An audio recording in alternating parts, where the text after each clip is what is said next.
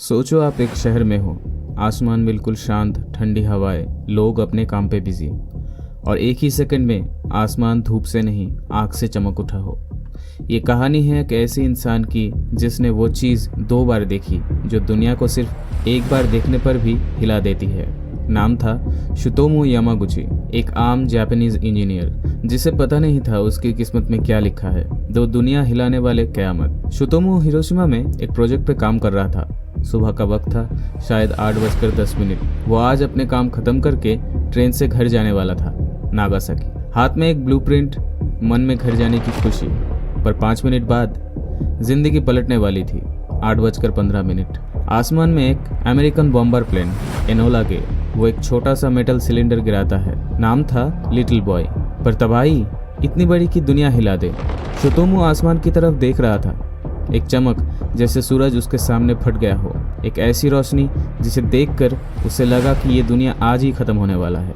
और अगले ही सेकंड में सब खत्म। ब्लास्ट इतना पावरफुल था कि शुतोमू 3 किलोमीटर दूर होते हुए भी हवा में उड़ गया, जमीन पर घिसते घिसते गिरा।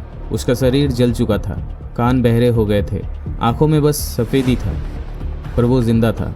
जिस शहर में वो था वो एक ही पल में 70,000 लोगों की कब्र बन गया था।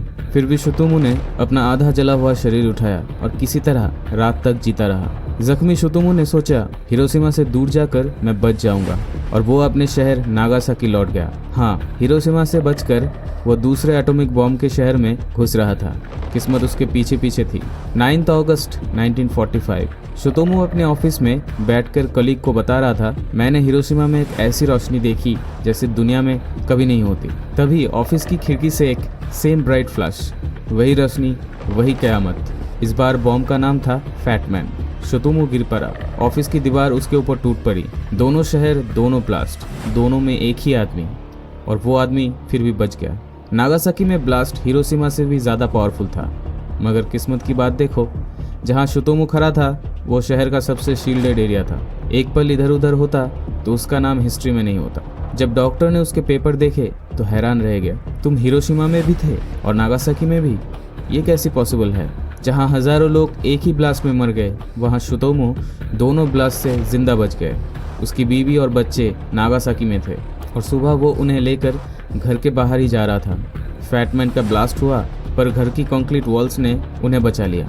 ऐसे लगता है कि जैसे किस्मत हर बार उसे दूर ले जाती है, पर मौत हर बारी उसके पास फिर भी खड़ी रहती है। जिंदगी के अगले 60 साल शुतोमू सिर्फ एक ही काम करता रहा, लोगों को बताता रहा कि एटॉमिक बॉम्ब क्या होती है।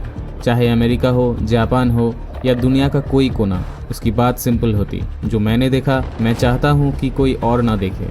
2010 में जब शुतोमू का डेथ हुआ, वो दुनिया का officially recognised only human being था जो दोनों एटॉमिक ब्लास्ट में मौजूद था और दोनों में जिंदा बच गया।